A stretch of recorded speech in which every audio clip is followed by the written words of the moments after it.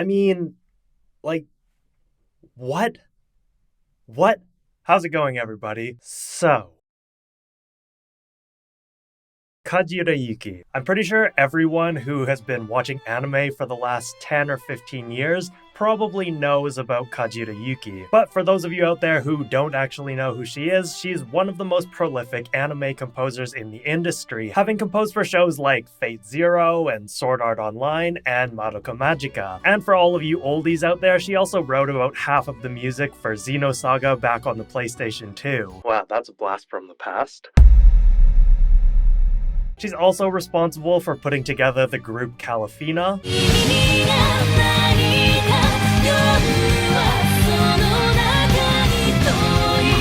And she's done countless music tours across Japan and other parts of Asia. And for someone like me who's been listening to her music for about the same amount of time as I've wanted to be a composer for, she's been a huge influence on me, and I feel like she's probably one of the best choral writers that I've ever heard, at least as far as anime soundtracks are concerned. And you've probably noticed from the title already, but the fact that I think she is amazing doesn't change the fact that I have a few mixed thoughts on her. The most obvious being that, well, I think she's kind of overrated. The fact that I think she's overrated doesn't at all mean that I think she's bad, but there are some reasons that I think she probably gets a little too much praise for the work that she does, especially compared to a lot of other anime composers that I think write a lot more interesting music than she does, but are far less known. So before I get into the specific reasoning behind why I feel this way, I want to play a game with you guys. I'm going to play a handful of tracks from a bunch of different shows that she's written for, and I want you to tell me if you can figure out which show they're from. So let's get to it.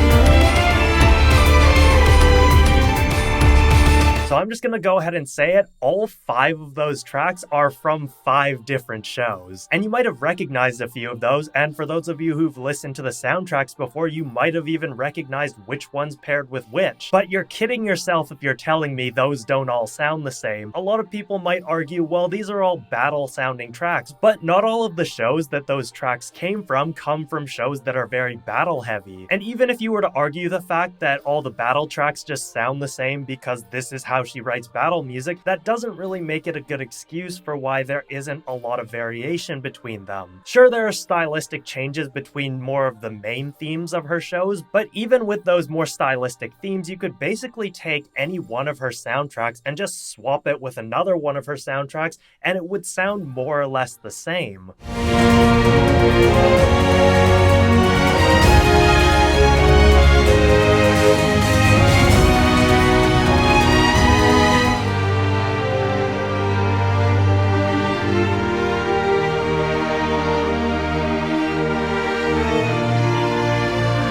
That's kind of the problem that I have with most of her soundtracks nowadays. I haven't gone out of my way to listen to any of her new music in probably about 5 years or so. And this isn't a problem that's specific to Kajiura herself, but I feel like her music gets way more attention than it should, given that most of the soundtracks sound the same as the previous ones. I've been calling this the Hans Zimmer effect for a few years now, basically just because ever since Inception, all of his soundtracks have sounded more or less the same. We never get any more Pirates of the Caribbean or Lion King. I guess that's basically just Disney movies.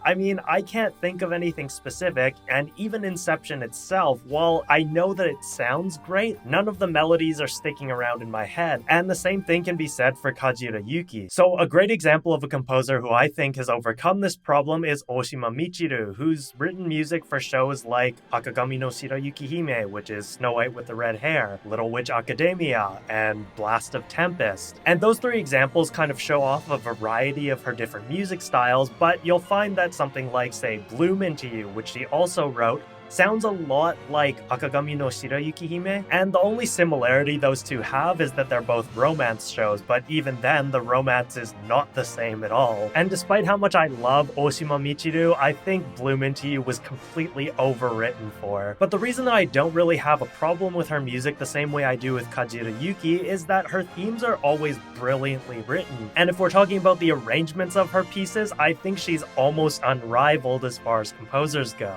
And this helps someone like me who pays attention to the music a lot, because even if her music sounds similar, it still sounds amazing because it's always fresh and interesting. Whereas if you were to take like a random piece of music out of one of Kajiura's soundtracks, you might just end up with some generic battle or generic everyday life scene. And that's fine because composers know that not every track on a soundtrack is going to be a banger. But being generic and being not a banger are completely different things. And again, I'm not just here to hate on Kajiura's music because, again, I do think that she does sound great. And I also think she has huge potential to break beyond her boundaries as long as she gets the right inspiration for it. For example, I would argue that one of Kajiura's best works is the Pandora Hearts soundtrack. And to give you a taste of why I think that, compare one of the earlier battle tracks we heard to this one.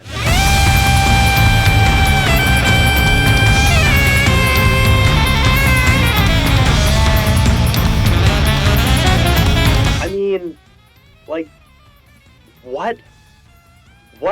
First of all, until I watched this show, I don't think I had ever heard a soundtrack of Kajiura's that had a saxophone in it, let alone a sax solo that just went off the rails as soon as the beat kicked in. And it's amazing because a lot of the music in this soundtrack is still stylistically Kajiura's, but as soon as you get into weird arrangements and different sounds of music, it's amazing to hear that in a lot of the soundtrack, she's not just reiterating the same ideas that you've heard over the last 10 years. Granted, she did write this one in 2009 after she wrote the soundtracks for the Garden of Sinners movies, but if you were to take the Garden of Sinners soundtracks and compare them to the Pandora Hearts soundtracks, and then compare both of those to all the other soundtracks that came afterwards, I think you'd find that the Pandora Hearts soundtrack kind of differs from all of the other ones. And after Pandora Hearts, I feel like the only soundtrack she's written that's gotten me really interested was Madoka Magica, and even then it was only for those like 5 or 6 stylistic tracks that weren't exactly the same as all of her other ones. I also want to point out the soundtrack for Erased because honestly the first time I heard it, I didn't even realize it was her. Granted, back in 2016 when it came out, I wasn't paying as much attention to the music as I do nowadays, but the issue is that as soon as I became aware it was her and started paying a little bit more attention to the music, it became immediately obvious. And I think the main reason that I didn't notice that it was one of her soundtracks right away is because despite it being sort of a dark, edgy show that she usually writes for,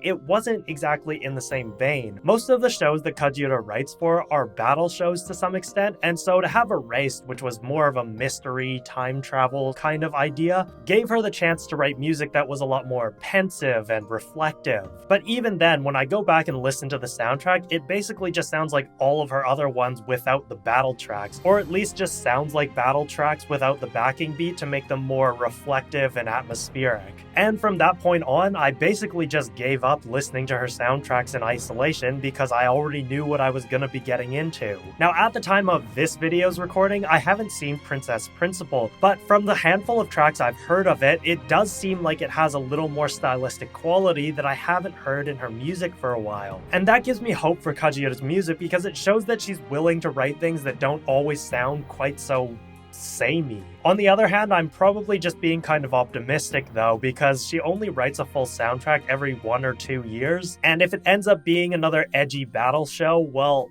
what else can you expect from her? I do want to reiterate that I don't think she's a bad composer and that I do actually like her music. I think her music honestly always sounds good, and it's especially easy to digest for entry-level anime watchers. And it has a lot of the dark, edgy vibes to match the shows that she's writing for that I think a lot of people are looking for when they go into those anime. And I'll say it again, I think Kajiura is probably one of the best composers when it comes to writing music for voice and choir. And that's probably the reason she spends a lot more time writing opening and ending songs than she actually does on soundtracks themselves. The whole point of this was basically for me to break down why I think she's so beloved amongst anime watchers, and that the main reason for that is that her music is always just above average quality, and usually for a bigger franchise like Fate and Sword Art. I'm honestly really hoping that when I eventually get around to watching Princess Principal, that her music is gonna renew the interest that I had in her when I first started listening to her music. Or better yet, I would love to see Kajiura's name on a rom-com slice of life show, because that would just be a huge step away from anything she's written up till now. But until something crazy like that happens, or she just writes something that sounds genuinely amazing and different, I don't think I'm gonna be spending much time listening to any of her newer soundtracks. So what do you guys think of Kajiura Yuki's music? Do you agree with me that it's overrated, or do you think I'm only going after her because her music's so popular? Let me know down in the comments below, and don't forget to like the video and subscribe to my channel. Kajiura Yuki also isn't the only popular composer that I have some hot takes on, so if you want to support me and hear what I have to say about some of these other composers, make sure to go over to my Patreon and become a patron so I can keep on making these videos. Thanks as always for watching, and I will see you in the next one.